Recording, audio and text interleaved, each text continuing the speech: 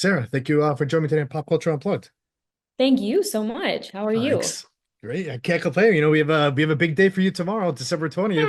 Six Yeah, six yeah. triple eight on Netflix. How exciting is this project for you? It's so exciting. I mean, it's always exciting to be working as an actor, but to have it be a project that is so meaningful and just, of course, based on a true story. Yeah. Being able to honor these women has been such a gift. So, yeah, the fact that it's finally here is pretty crazy. Right. What drew you to the role of Dolores, and how did you prepare to play a character like this, a real person?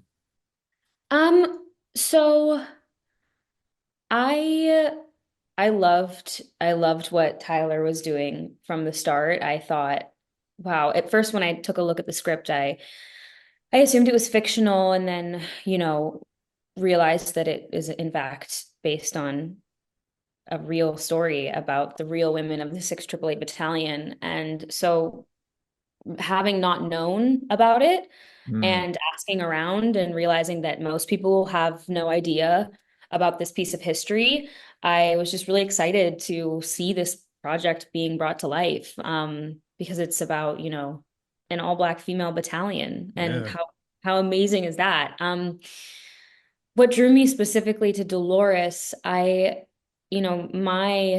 journey as a biracial woman has been just it's been an interesting road. I think that her being so confident with who she is, and right from the top of the movie you'll see that um she's a proud black woman. She embraces Hmm. it. And I've been scared to,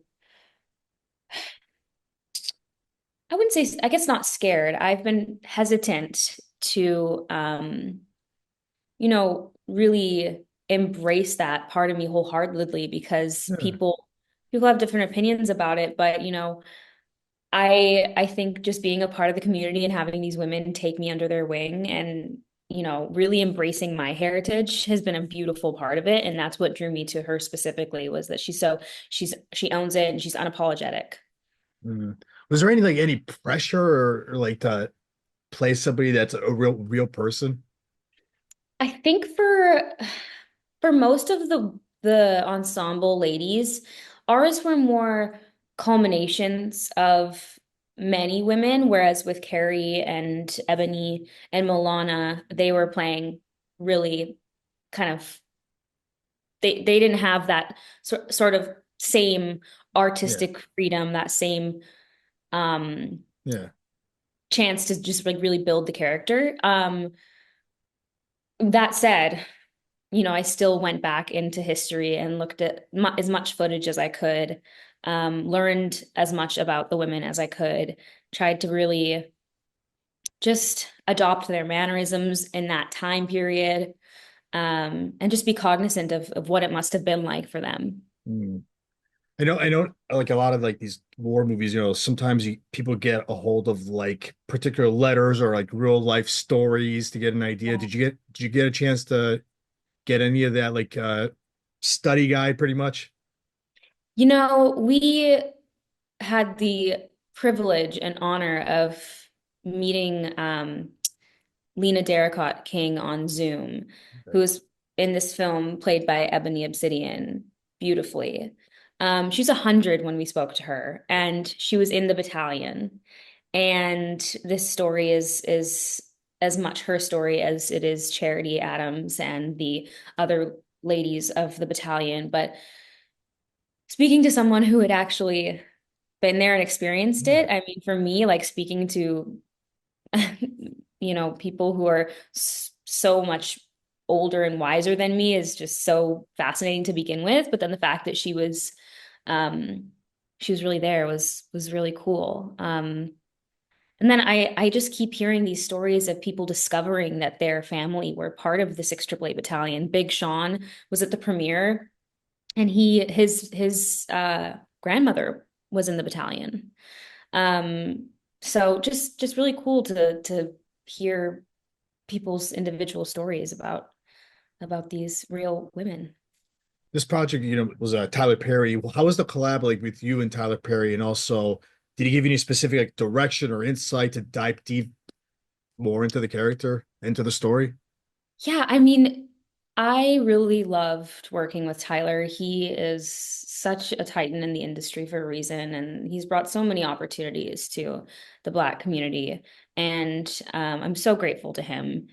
He he has this confidence on set that just really makes you feel like he trusts you, and Hmm. he's cast you for a reason, and you being here is like it's because he trusts you. Um, And so any questions I had that came up, I would go to him with, and he was so open and collaborative and yeah, just really wonderful experience from top to bottom. Um yeah. So wild to have worked with the Tyler Perry. I know I've had other guests that I've worked with him before. They're like, every time he does a project now, they're always telling me like, I hope I could be on the next one with him. Yes, absolutely. I would love to work with him again. It was really cool. You mentioned Kerry Washington before. Also, like, how was it working with them and the rest of the cast? Honestly, so incredible. One of the most beautiful experiences I've had in this industry. I have been blessed to work with a lot of different people from, top celebrities everywhere in between. Yeah. And I can confidently say Carrie is just the kindest soul and just the most wonderful number one on the call sheet that I've had the privilege to work with. Um, she is very giving as a human, but also as an actor. Yeah. And she really made time and space for all of us ladies who were in the ensemble cast to just get to know her and get comfortable and really become a unit. So she's wonderful. What's great about the film too is like it focuses a lot like on perseverance, sisterhood, Yeah. even overcoming like racial and gender barriers. Like, was there a specific theme that resonated with you personally? Yeah, I think I was just drawing a lot of parallels to where we are right now. We're in a time politically that is scary for a lot of people. I keep coming back to the fact that Black women were the ones who showed up to vote the most out of anyone, and um, a lot of them were disappointed with the results, and I think it just reminded me that we still have a lot of work to do. I think is really was the key takeaway for me. What do you hope the audience takes away from this film? I think just that. I think that Black women do so much for this country, and they have long gone without their accolades and recognition. And so I want people to open their eyes to that and just realize that this isn't the only story like that. Like, surely there are more. Yeah. And for creatives to get excited about finding these new these untold stories rather. Um, and yeah, I think, you know, my castmate Shanice, she she had said that it really showcases that anyone can be a hero. Mm. And I thought that was really beautiful. Like there, the women vary so much in personality and color and shape and Yeah. size, come from all different walks of life. And yeah, it really is true. Like you can step up to the plate when you need to and become that real hero. Mm. As an actor, what do you think was like the most challenging aspect of filming this project, and what do you think was like the most rewarding? Um, I would say I was most nervous for the accent. Okay. I worked with a dialect coach. I think most of us worked with a dialect coach, and I feel good about where it is in the film. Um, but it definitely is something that an accent that I haven't done previously. So I was nervous about that, and just getting the marching to be Yeah. as true to history as possible, and working with our military advisor and our choreographer Debbie Allen, legend, um, to yeah, just to be as true to their commands and salutes as possible. That was like what I was most Yeah. sort of focused on. And what was the other part of the question? Like the most rewarding part about being in this film. I would say the most rewarding part was the sisterhood that came from it. Like the whole cast really, like we have a group chat that's always going. Yeah. And we really do love each other and it feels like a true sisterhood. Um, yeah, it's just I'm so lucky and I have friends for life now. You mentioned the marching and everything. How was it like with the uniforms, wearing those uniforms from the World War II? It was really interesting because our costume designer, Karen Wegner, she brilliantly made sure that, top to bottom, we had every piece of authentically made garment that we could have. So our undergarments were, even though you never see them, were true to that time period and to what the ladies would have been wearing. And it's a lot of layers. It's kind of stiff depending on which iteration of the uniform you're wearing. You're doing a lot of manual labor in these like restrictive uniforms. They're not the most comfy. um, and that really actually helped for me. I was like, we'd be on set and be able to take breaks and sit down and eat. And these women were in these uniforms all day, every day with no break. And yeah, it just was a good reminder of what it would have actually been like. Did you get a chance to keep anything from set? I snuck a pair of socks. I they made like literally down to everything. These socks were some of the socks were actually, I think, sourced from archival uh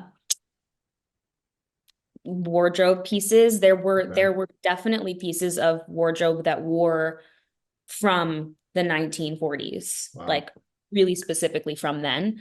But they made these replicas and I have the socks and I cherish There you go. It's amazing. them. Uh, so we have 688, December 20th. What's next for you now? Anything you could tease us about that you got coming up? Or are you just taking a break for the holidays? What's the Yeah, I mean, for the rest of the year, I'm just gonna relax and just enjoy downtime with family. But in the new year, I just finished a film that I'm very, very passionate about and excited about called Tessie. Um, Moby, who's an incredible DJ and musician and composer, wrote it and is composing it, and Mark Webber directed it, and um, Mina Masood is my co-star in it, and we just had the best, most magical time making the film. So I'm really excited to see where that lives. And yeah, just excited to see what projects come up in 2025. It's been a very strange year for a lot of right? people. So I feel blessed to have worked and to have this project coming out and be able to talk about it. But yeah, I just hope for prosperity for everyone in the new year. Amazing. Sarah, let's end this by how can the listeners, the viewers, find you on social media now to keep up with you? I saw that you're posting a few things about the film for tomorrow. Yeah, so my Instagram, which is like my main the main place that I live Yeah. is Sarah M like mother, Jeffrey, Jeffery. People tend to mix it up a little bit, but yeah, I think I'm on Threads under the same handle. And yeah, I think that's it. Amazing. Sarah, I want to thank you for giving me a few minutes today. Good luck with the film, and let's get you back on with future projects. Thank you so much. I Thank appreciate you you. so much.